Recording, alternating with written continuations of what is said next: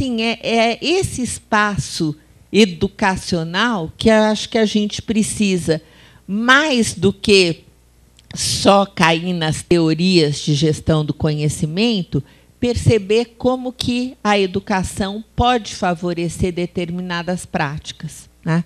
E isso a pesquisa também mostrou que ainda há muito por fazer. Com relação à mensuração e avaliação dos resultados, também há muito por fazer.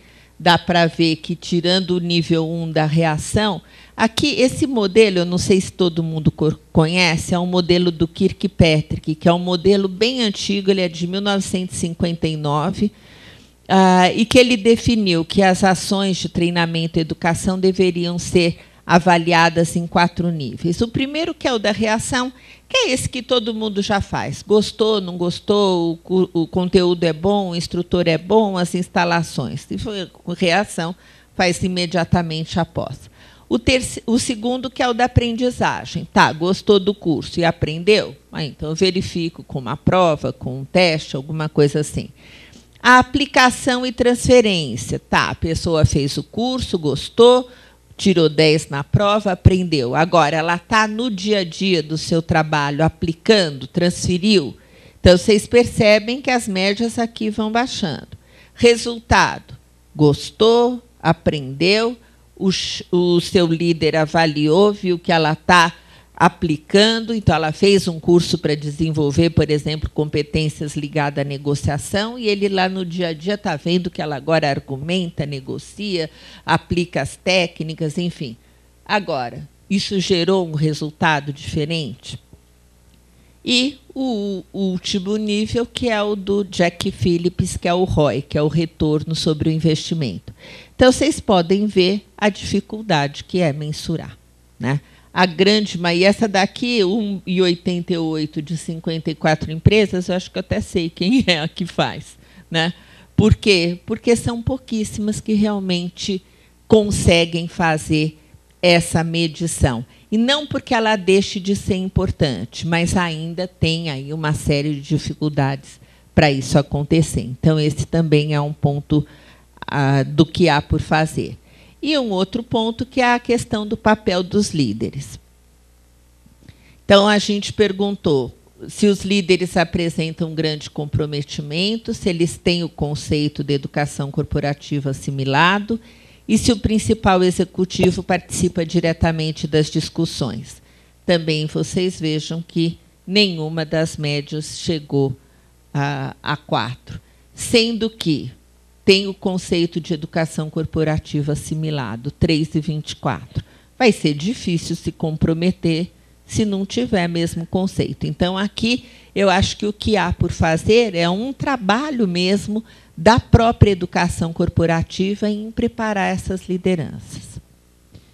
Continuando, daí nós também usando uma referência de um livro da Jeanne Master, que ela fala dos papéis do líder educador, né? Então, ela fala ele tem que apontar a direção, que é isso, olhar futuro, olhar estratégia e traduzir em necessidade de formação, promover o encorajamento, participar ativamente no controle e avaliação. E participar ativamente no controle e avaliação não é no caráter punitivo, é nesse sentido que eu falei. Foi fazer um curso para desenvolver competências, é o líder dessa pessoa que tem que avaliar se ela desenvolveu essas competências ou não, e controlar isso. Ajudar a idealizar programas, porque tem programas que não vai contratar de nenhuma universidade, por melhor que ela seja. Ontem eu estava fazendo uma palestra na Nestlé, que estava inaugurando o centro de formação deles em comemoração aos 90 anos, e era isso, falar, olha, para falar do que é a marca, ou do que são a marca-mãe e todas as marcas da Nestlé, não adianta, não vai chamar nenhuma business school. Isso é o programa nosso, que tem que ser os nossos executivos que vão passar o que é a imagem toda associada a essa marca, né? Para falar de cultura da organização.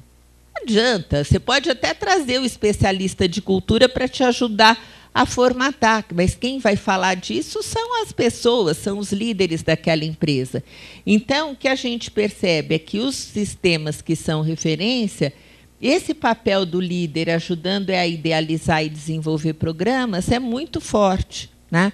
E, às vezes, mesmo para um tema em que você chame um especialista, sei lá, alguém para fazer um curso de planejamento estratégico, mas você precisa dos líderes para customizar, para traduzir aquilo para a realidade da empresa, né?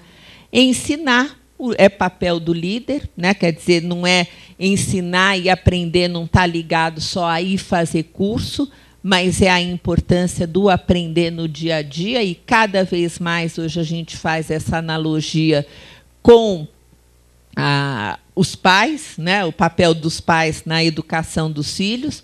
Quer dizer, hoje se critica uma geração de pais, por quê? Porque delegaram para as escolas a responsabilidade pela educação. Então, educar bem é colocar numa boa escola, né? E esqueceram do seu papel no dia a dia, avaliando, orientando, dando exemplo, passando valores.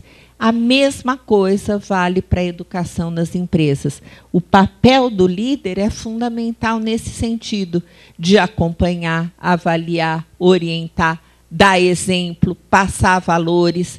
Então, quando ele ensina, que é um papel fundamental do líder educador, não é ensinar só na sala de aula, dando um curso, mas é no dia a dia, acompanhando suas equipes.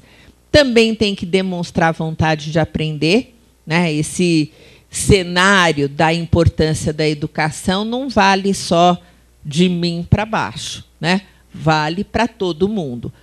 Provavelmente, a forma de aprender de um presidente, de um vice-presidente ou até mesmo de um diretor, não necessariamente vai ser curso, vai ser rede, vai ser, né, outras formas mais dinâmicas, fóruns, encontros com executivos, mas essa é uma realidade que vale para todos. E divulgar e promover a educação. Então, o que dá para ver? Tirando promover o encorajamento, que teve uma média um pouquinho mais alta, o que os respondentes disseram foi, olha, nas nossas empresas, eles não estão fazendo esses papéis. E cabe à educação corporativa também fazer essa preparação. Quais os principais desafios? Então, podemos ir. O primeiro, que foi apontado, extensão da educação corporativa a todas as partes interessadas, ou seja, de começar a ampliar, né, a atuação para outros públicos externos. Uma maior conscientização das lideranças, que eu acabei de mencionar para vocês. Inserção da educação corporativa na cultura da empresa, e isso é uma coisa que eu insisto. Enquanto isso não for um valor, não adianta querer provar com o ROI a importância da educação. Tem que ser um valor. Depois você até consegue provar. Mas, se o argumento for retorno financeiro, eu não tenho o menor constrangimento de dizer, olha, a empresa não está com prontidão e não está preparada ainda, é melhor esperar. Perde o cliente por um tempo, mas não perde ao longo do tempo, entendeu? Por quê? Porque não é o retorno financeiro que vai fazer esse sistema realmente funcionar. Você precisa ter isso inserido na cultura da organização. A mensuração de resultados, que, como vocês viram, quase nada se faz. E o alcance das estratégias relacionadas ao desenvolvimento sustentável por meio de ações de educação corporativa, que isso também ficou evidente. Vamos lá. Eu tenho mais o quê? Uns 20 minutos ainda? Tá bom. Então, vai dar tudo certo. Continuamos. Então, vamos falar dos conceitos. Pode ir mais um. Então, o que é o contexto, né? Aí é meio que chovendo molhado, mas vamos só relembrar por que a gente passa a falar tanto de educação e não mais só de treinamento. é o contexto da globalização, que começa a exigir essa transição da organização taylorista-fordista para uma gestão flexível, que reaproxima o que a Revolução Industrial tinha separado: pensamento, decisão e execução. Então, agora eu preciso de pessoas em todos os níveis, lógico que guardadas as devidas proporções, com capacidade de pensar, analisar, prospectar ambiente, tomar decisão e executar.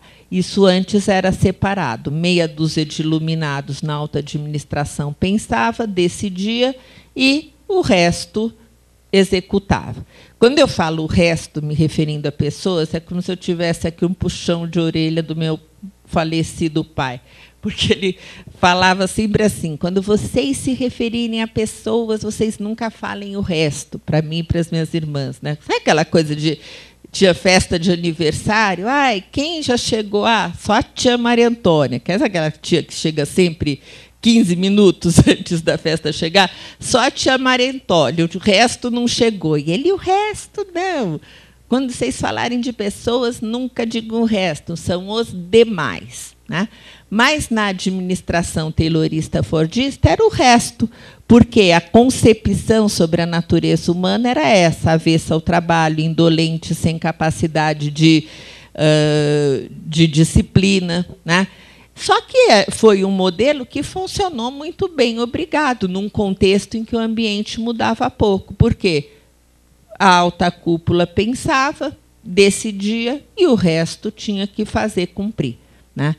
Com essa história de um ambiente que muda constantemente, né? E eu falo brincando, mas isso é sério. E vamos combinar que não é uma coisa, né? Se ainda está achando, não, essa história de que vai mudar toda hora, isso foi até 2010, agora mudou, agora já não vai mais ser assim, vai ser como era antes, demora para mudar. Hello, acorde, porque não é. Traço mesmo da modernidade, é a mudança constante. Então, num ambiente desse, não dá mais para ter essa separação, o que fez com que as empresas passassem, né? Diminui níveis, descentraliza, porque eu preciso de pessoas com capacidade de pensar e decidir em todos os níveis. Agora, o decidir, gente, envolve risco, né?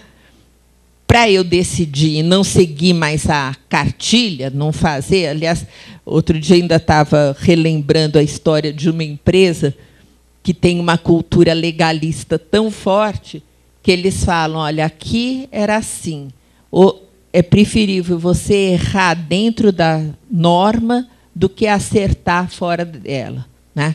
Então, num ambiente que começa a mudar, você não tem tanta norma, você precisa de bom senso, você precisa de valores, você precisa de mais educação, né? Então, é isso que faz com que a educação passe a ser importante. Que não quer dizer que o conhecimento técnico deixe de ser importante, ele continua sendo fundamental, só que ele não é mais diferencial. É a economia do conhecimento. Bom, aqui eu não vou ensinar o Padre Nosso para o vigário, né? E a preocupação com a empregabilidade. Aliás, mais do que emprego, é valor de mercado, porque emprego a gente sabe que vai ter cada vez menos, sim. Mas trabalho vai continuar tendo muito, desde que as pessoas tenham competências que tenham valor para a sociedade, que tenham valor no mercado. E educar para uma estratégia global. Então, esses são os fatores que proporcionam todo esse contexto para que as empresas passem a se preocupar com educação e não mais só com treinamento. Agora, isso quer dizer que antes elas não se preocupavam com educação? Se preocupavam para uma meia dúzia da alta administração, da alta gerência. Para os demais, não. Era só treinamento. Então, essa é a grande mudança. Agora, a preocupação com educação para todos, em todos os níveis, dentro e fora da organização. Então, o que é a educação corporativa? É esse sistema que